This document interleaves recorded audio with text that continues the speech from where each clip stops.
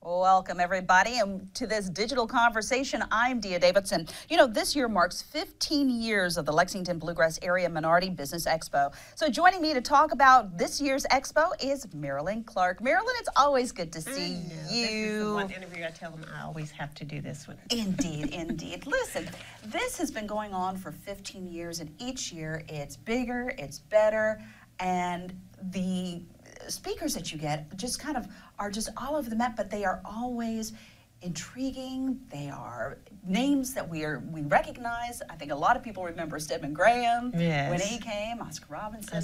And then, of course, this year we have a return visit. Dr. Randall Pinkett. Yeah, so let's talk a little bit about Dr. Pinkett was here in 2010, I think, or 2009. Yeah. And if you recall, long years ago, he was one of the first people to win on The Celebrity Apprentice. And so he's known for that. He's an author. He's a Rhodes Scholar. He has five degrees. Yeah. He's an engineer by training, PhD. And he'll be up close and personal for young businesses, seasoned business leaders to be able to touch, talk to, and kind of pick his brain about things. Absolutely. Right? When we started looking at who we could bring for the expo, we looked at different people, and we thought about bringing him back and bringing back some other people who started out with us. And one of the reasons we wanted him to come back is because of his love for the youth. You know, we have a youth component to the expo that's been around for about 4 or 5 years. Right. Anthony Wright started that. Yes. And so Dr. Pinkett will be here on Saturday as well to speak with the young people over at First Baptist Bracktown. Wonderful. So there will be a back-to-school rally and event that they'll have, and it'll be sort of like a mini expo. So he's staying over just to speak to the young people. And that's so important because we're seeing a lot of young people, little kids, teens, early 20s, who are starting their own businesses. Starting their own businesses. Yeah. And what I tell people all the time, young people in particular, is go to school, get a good education, but also own something, have a hustle. You know, start out small. You think about Mark Cuban. He started out washing people's clothes at the dorm and doing all these things when he was in college. Oh, yeah. You know, this gentleman did the same thing. Right. So he had little businesses in college, so he always knew he wanted to be an entrepreneur. And save and invest. And save and invest. Exactly. And so if we get our young people to do that earlier, then they will be able to be the ones around the dinner table talking about business. This generation that I'm in is the first generation of business owners since, you know, before integration. Right. And so we want that groundswell to continue, and that's why we have that youth component. We'll have 40 students there from around the city, and they will have their own sessions, which adults tend to go into more than the kids. We have like, what are the adults in here? But we will. But I guess they probably feel energized listening to these young people talking. Great. Yeah, the speakers are so great. Talk about some of the breakout sessions, because this is really an all-day intensive, if you will, for folks who are interested in starting a business, folks who started a business, and those who've been in it for years. For years. Let me say, you mentioned people who are starting a business. What we used to do is these workshops on how to start a business. Well, this year, what we started doing, actually last year, was we have an entire business assistance center set up. Wow. So we took 3 breakout session rooms, opened them up, and it's called the Business Assistance Center. So you'll find people in there like SBA. Sure. You'll find the Small Business Development Center. Okay. You'll find the certifying agencies in there. You'll find accountants in there to help you. Wow. And so there will be a number of businesses in that system, and it's small, and it's quiet, and you can have an individual conversation with them. And so for anybody who wants to start a business, wants somebody to take a look at your financials, want to have a private conversation, you go to the Business Assistance Center, and it's open from 8:30 to 4. 8:30 to 4.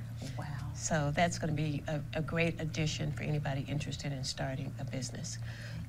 We'll start the morning off with a general session.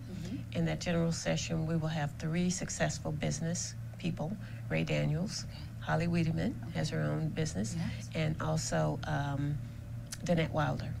And so they will be talking about what it's like to get to this level of success, and now what's next. Right. So our theme is looking to the future. Okay. So we want to talk to all these businesses about, you know, when you were here, you got here, what do Where you you do to look to the future, and what did you do to follow that path? And so that's one of our first sessions. Sherry Riley will be our next general session. Okay. And Sherry Riley is a young lady who has ties to Lexington and Richmond, Kentucky, and she's coming back home. All right. And we're excited about that. She's worked with people like the NBA. She's worked with Usher. She does a lot of PR and marketing for these people. And so she's got a great message about focusing on being in the present and to living your life not so much on that busy schedule, but to slow things down. And that's easier sometimes said than done. It's easier said than done. So I'm going to be on the front row. I know. At her session, Okay. but she is dynamic. She's just written a book, just released, so she'll be there with a book signing afterwards. So she'll take Q&As as well. She will take Q&As Okay. as well. Good, We'll make sure, because she has the full hour. Oh, wow. And we'll have some time with her after that. And then? We'll flow into our session. So the first one is how to attract, engage, and retain employees in the workplace. Ah, So one of the most difficult things for people who start businesses is, wow, now I got to hire some people. right. And your big fear is, will they take care of my business Same and way I treat do it the way that I do? And so that's a big issue for them. So understanding how to do that, all the laws that go along with that, taxes and rules and regulations, and so you have to understand all that. Right. We'll have a session with 3 or 4 panelists talking about future business trends, like what's the anticipation down the road. We talk a lot about AI, we talk a lot about automation, we talk a lot about the workforce of the future, the millennials. So what are some of the big business trends? So I think that's going to be a wonderful one. And the one for the youth is how to use social media to start a business. That's where the adults will be. I was going to say, because really a lot of older folks are having to kind of figure and navigate and use these little iPhones and smartphones and everything to kind of be right in step with the young folks. And it's so in focus with what they do, because most of the young people who start businesses, it's going to be on that platform. That's right. You know, you think about all the big businesses, they were built on the internet platform. That's right. So they're going to be talking about those. Then we go into the luncheon, Of course. with Dr. Pinkett. And that's always a delicious Yes, luncheon and it is. informative and It is. fun. And it's our 15th anniversary. I don't think I said that. So you said that, 15th Yeah. anniversary. So we'll recognize a few people at that 15th anniversary and just really enjoy and savor the fact that we've been around for 15 years. Wow.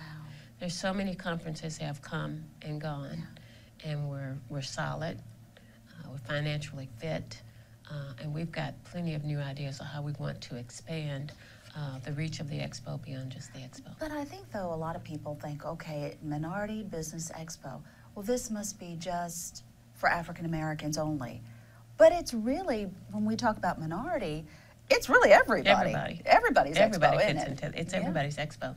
I mean, if you take a look at our demographics, are pretty evenly split by ethnicities as well as by age categories. Really, we got them from 10 to 90. Right, you know? right. And so everybody comes there and networks, because you got to do business with each other. Exactly. And know each other, face to face still, right? Know each other. Right.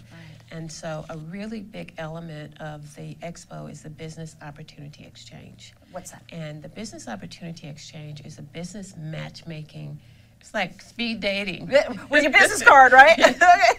So what we've done is we've taken things to another level. We will pre-match you, you know, just like a Oh, so that's baby like a service left bank. swipe, Yeah. right? So you get pre-matched before you get there, because you tell us what it is that you buy. Okay. The buyers are looking for certain things that they buy, and the businesses have certain things that they sell, and we match them before they get there with prearranged appointments. We've got a new company that we're working with on all kinds of algorithms and technical stuff that I don't even understand. Oh, right. But they do that behind the works, scenes. yeah. Yes. And so when you get there, you got your appointments. If you forgot and you didn't sign up, you can walk up and see where there may be holes in the process, and they'll have somebody moving you every 10, 15 minutes, and you'll go on to the next business. And we have had people walk away with business. Listen to this. We have one company called RPS who's in some of our commercials. Yes. He came and met with Betchel Parsons one year, didn't get any business, came back the next year. They said, "You're back?" And he said, "Yeah." ended up a $2 million contract. Get No, out. not 200, not 200,000, $2 million million with an M. With an M. Wow. And that contract with now is up to about $4 million. We started doing business with him over at Fayette County Public Schools the last year. Wow. Doing extremely well. Wow. So this is a good investment? Very good investment. Well, what are tickets prices and are they still available? Yes, you can walk up and get into the expo. Okay. $85 now. Okay. We have to close out registration, give a head count, so $95 if you wait till the week of August 1st, about August 1st or so, and after that, $105 at the door. But it's still. That is a bargain. Bargain. Oh, sure. It is a bargain. Especially, I guess, to have sort of one-stop shopping. Yes. And access to a all full of these day business. Of just doing business, yes. Indeed. And having fun, too. Indeed. It's like a big family reunion. You see the people who haven't seen each other in a while. New businesses, we have at least another 10 or 15 new exhibitors. We have new sponsors this year. A record level of sponsorships. This year we're doing small business sponsorships. So we have someone today, right before I left the office, sponsored our youth sessions.